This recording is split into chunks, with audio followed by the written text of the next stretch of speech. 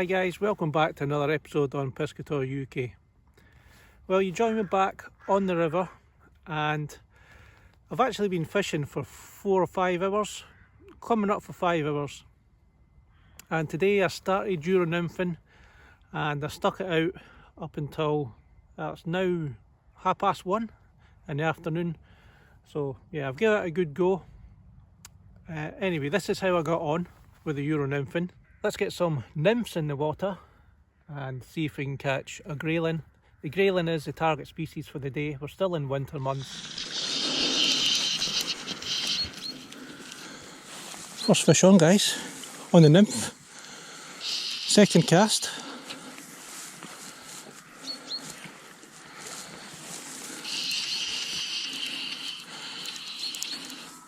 That was in probably 1.5 feet of water.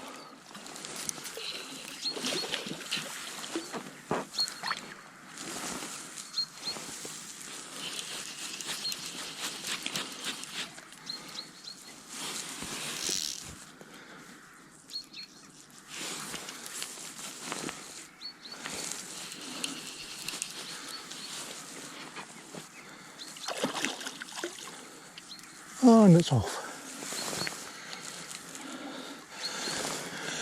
I'm not sure what fly that was on, or what nymph that was on. I've got a little hare's ear with a green collar, black tungsten bead, that's 3.5mm. And I've got a little squirmy wormy, love 'em or hate 'em, they do catch fish.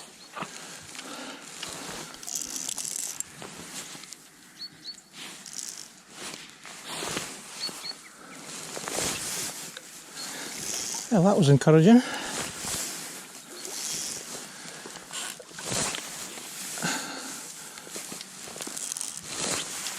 That was actually right at the very bottom of the drift, almost on the swing, and I actually felt that before I seen it. Because of that light coloured water, I just lost sight of my sighter, like about now.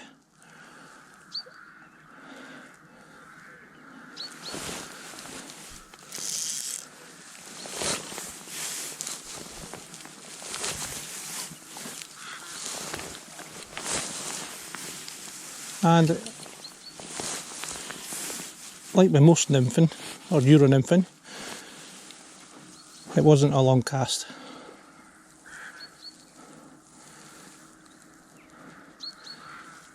So I'll try that again. They might be just a little bit downstream of me.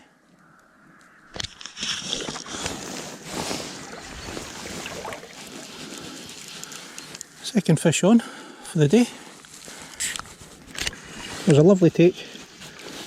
Just at the start of the drift, saw the line, the sighter twitch, and it was actually beautiful.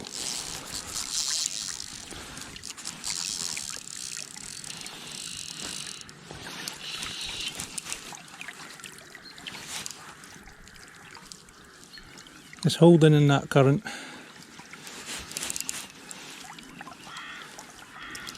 It feels a lot bigger than it is on this 2-weight nymph rod.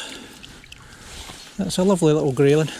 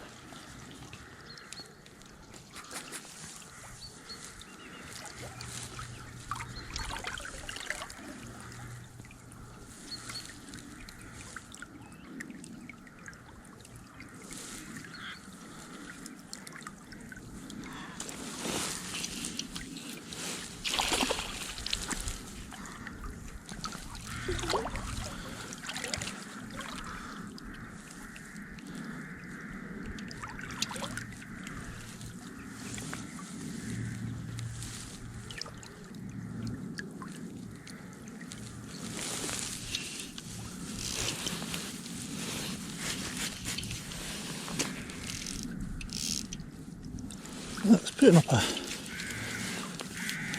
decent scrap for its size.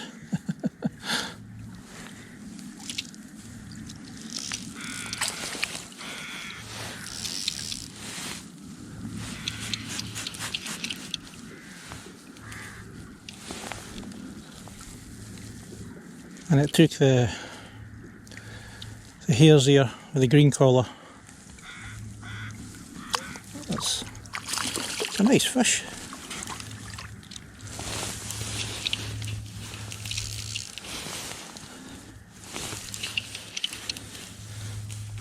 Could be on the lighter side of £2.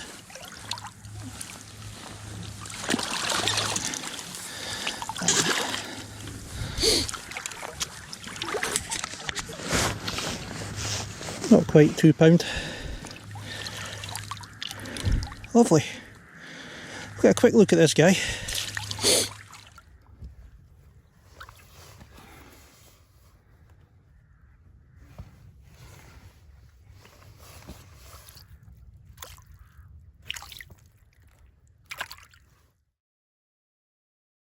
So yeah, Euro nymphing. Quite tough this morning. The conditions were perfect. Well, the conditions were almost perfect in that it was overcast. It wasn't too cold. It was about 4 degrees this morning, so no frost. Yeah, there was a slight upstream breeze this morning, and it made it quite difficult to keep the belly out of the line rather than sort of staying in contact with the nymphs. But yeah, I managed to hook up to 2 fish. The first one seemed a little bit better than the second one, and the second one obviously I landed, which is probably about £1.25, at a push £1.50. So yeah, really happy that I got that on the nymph and on camera, which is a first. But I'm so impressed with this rod that I'm using. I've had this rod a couple of months now, and I've had a few practice sessions with it. I would class it as a budget rod. It's under £100, and for a Euro nymphing specific rod, I think it is exceptional value for money, and the quality of it is also exceptional for that money. Because I'm so impressed with this rod, I probably will do a full review on this rod and let you guys know what the rod is, what it's all about. And I've actually contacted the company, and they've agreed to a 10% discount on this rod. Now, I'm not endorsed by this company. I just bought the rod to use, and yeah, they were kind enough to offer you guys a 10% discount on the rod. So really happy with that. And I wish I got a 10% discount on the rod also, but I didn't. Now that I've gave the Euro nymphing a good go, I'm going to take a break for the Euro nymphing for the rest of the session. I'm going to carry on with the float rod, the centre pin, and trotting the float with the maggots. Guys, you know, 2 episodes now, and it's been phenomenal really, especially on this river.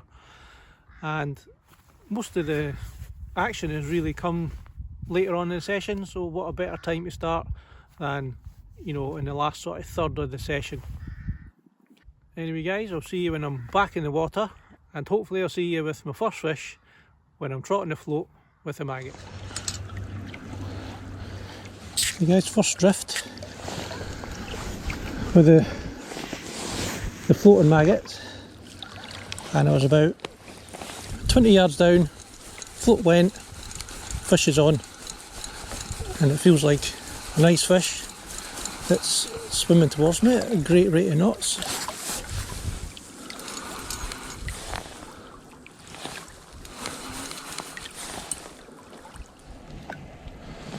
I'm not going to bully this fish.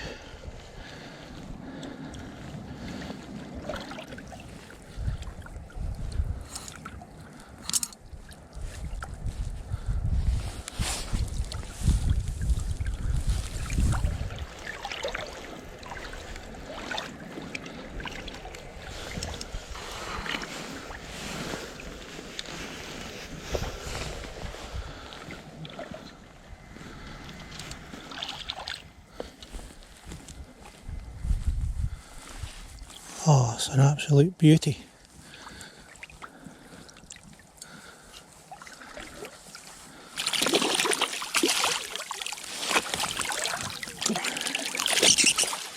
Dived in the net. What a beauty. Hey guys, first fish, first drift, and it's a stunner. Fin perfect.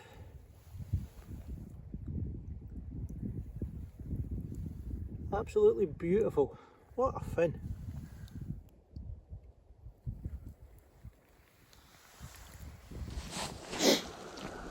Second drift. Gonna make it 2 fish, 2 drifts.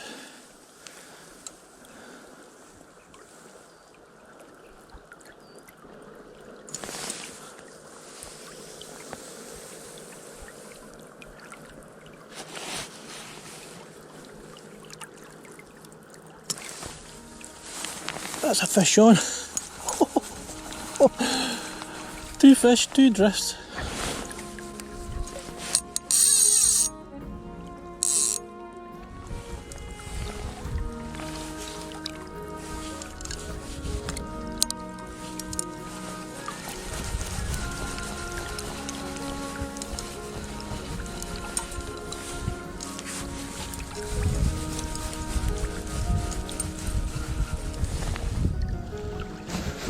This feels like a nice fish. Well, from initial head shakes that is.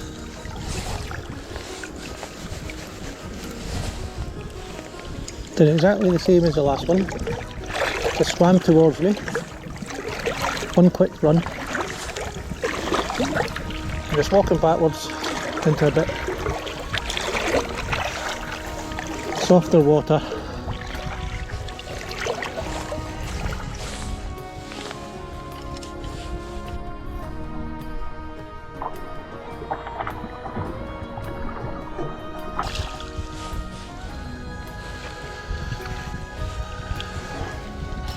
Not as big as the last one, I don't think. Still over £2.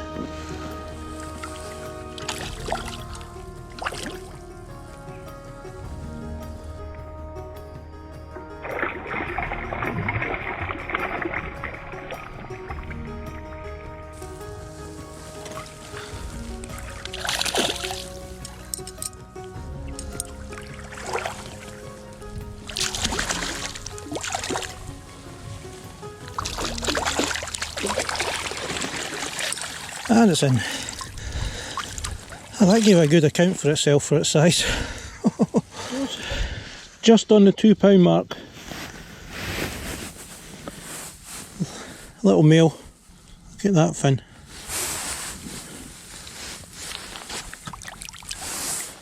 Right guys, what I thought I'd do in this session is just explain a little bit more of what I'm doing. The setup I'm using is a centre pin reel, and I have a 13-foot float rod. This is the Grayling red float. It's a very soft action at the tip, has a nice progressive action, plenty of strength in the butt piece, but nice progressive action towards the tip. And the soft tip really helps absorb the lunges from the fish, plus I'm fishing with a £3 hook length, so that little bit of cushion there protects my hook length more than anything else. On the reel I've got 4.5 pound Grayling float line, and it is a floating line. On the reel itself I've probably got about maybe 60 yards. I could do another 10 or 20 yards because at the end of the drift I can sometimes hit the reel knot. So the 4.5 pound is straight through.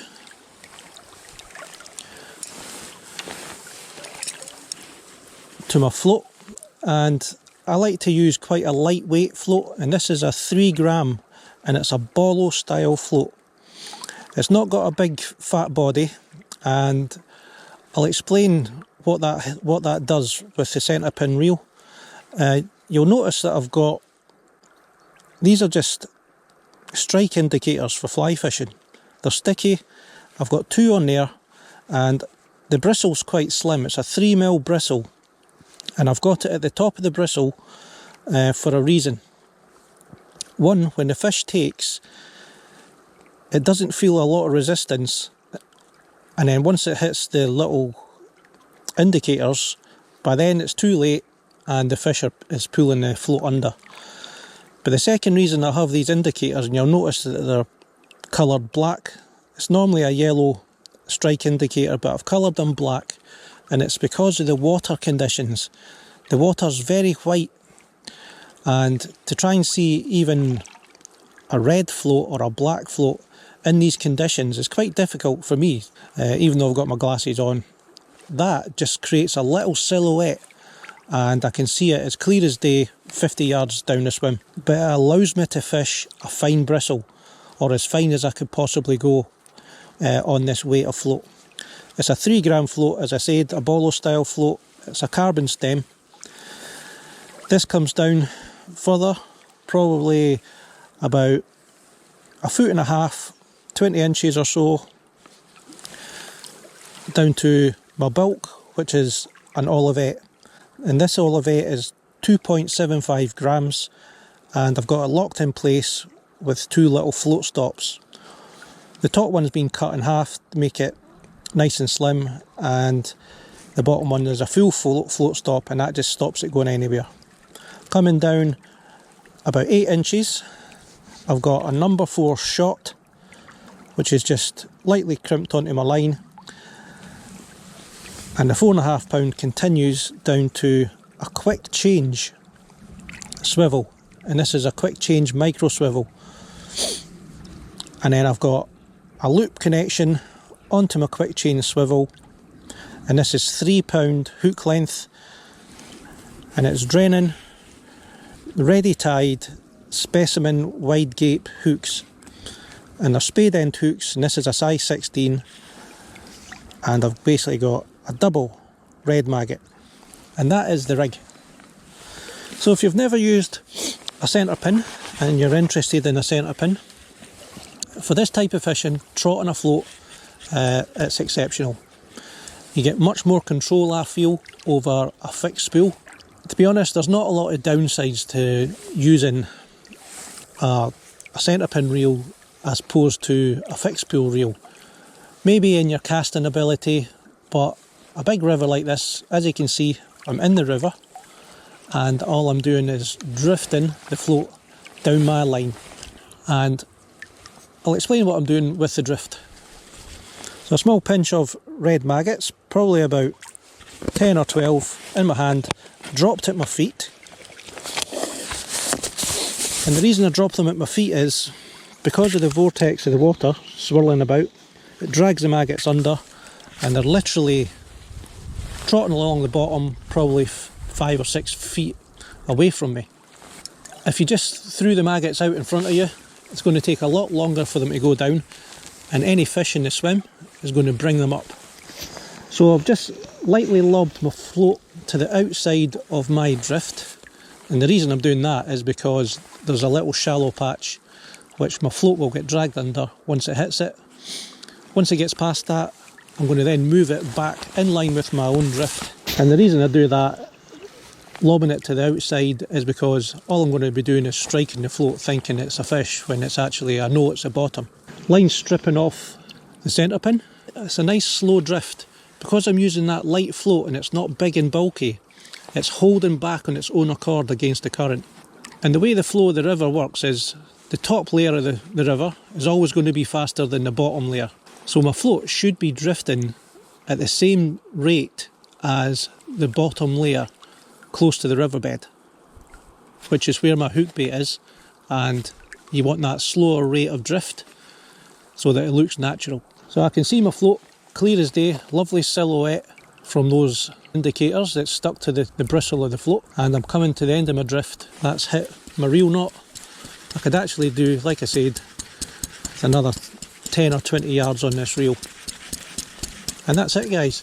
The difference between, probably the only downside I would say between a centre pin and a fixed spool is I'd have that float in by now. And then just repeat the process, little pinch of maggots at my feet. And I don't feed the same every time. The next feed will probably just be a couple, 2 or 3 maggots. Now the centre pins, this one in particular, has got no drag on it whatsoever. It does have a clicker, but the clicker obviously it does form sort of a drag. There's no real drag on it. You know, you can't adjust it, you can't tighten it up. So when you get a fish, you basically hand on reel and you strike into the fish. The hand on reel stops the line coming out, and that's how you play a fish. So my next drift, I'm going to shallow my float up slightly, and I'm going to stick to my line, as that's where I had the two first fish on the two first drifts. 3 drifts now on the outside line of my drift with no fish, and the float hasn't even bobbed.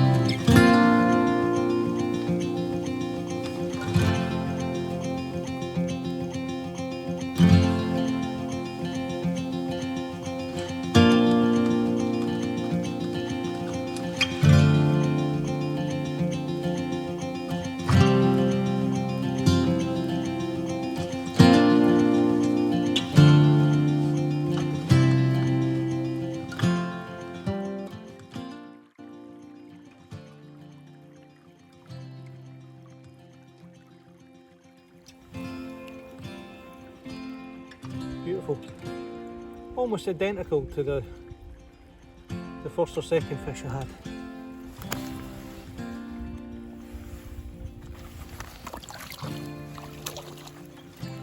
That's away.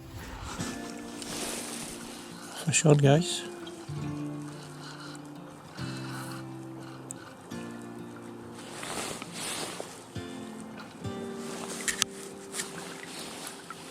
Feels like a nice fish. Almost at the end of the drift. It's been a while. All wet quiet for about an hour and a bit. No bites, nothing. Tried a little bit upstream, came back to this spot, and about 3 drifts. After coming back here, I'm into this fish.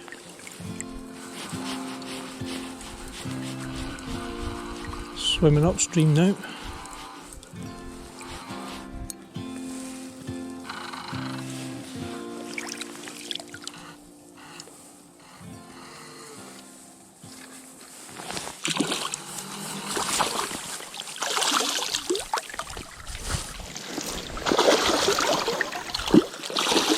And just in the net. I think that's worth a weigh. It's a chunky one. Give it a quick weigh, I think. Fish number 4, and a real chunky lady.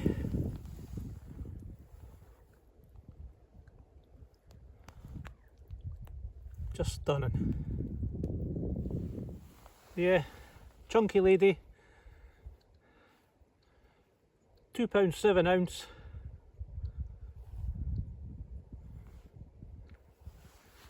And I'll get her back. Brilliant. Fish number 4, guys. Oh, I thought that was I thought she was bigger than she was. Anyway, see if we get another one. We've probably got about maybe an hour and a half of daylight left. So yeah, get on.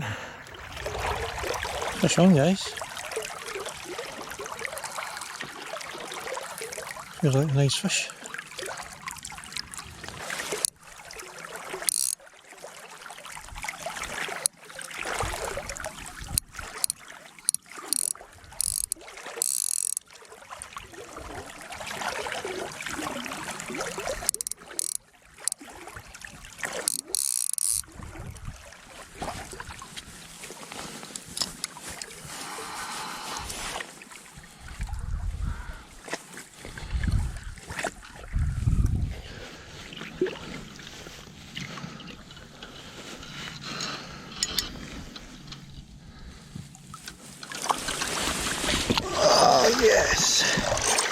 Oh, that's a nice fish. Oh, another chunk. Oh, I'm going to weigh this. Never know. 44.4. Fish on, guys, if you can see this. Literally, it's going to pack up. Got one last one. I'm going to take my time with this, hopefully, and get this in the net.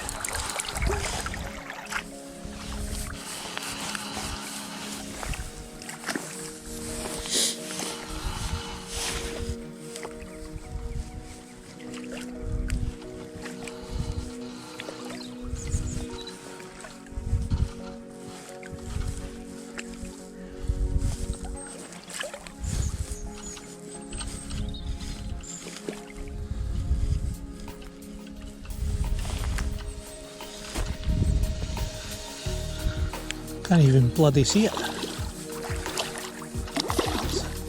It's another nice one. Chasing it upriver now. Come on, come on, come on. Stay in your shallow.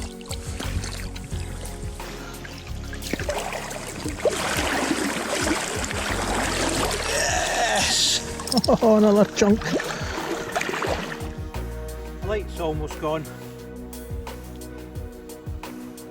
Don't even know if the camera's going to pick this up. Another chunk, 39 ounces. That's probably what, £2.5, £2.6, something like that. Absolutely brilliant. Perfect end to the day. I'm going to get this guy back. Right guys, I think we're going to end it there on that last fish. I probably wouldn't be able to see the float anyway. I was struggling to see it, and I did say to myself, this is my last, and the float went luckily within range of visibility. So yeah, absolutely awesome. What a cracking day, another cracking day here on the River Nith. That's 3 trips, 21 fish landed. I did lose 4 or 5 today, which is probably the most I've lost in a session. But a 7 fish average, and 21 fish, and I would say probably 18 of them, 17 of them, probably over £2. Yeah, I had a few, no PBs today, but I did have, I think it was a £2.8. I had 2 or 3 £2.7s and £2.6s. Phenomenal, absolutely phenomenal.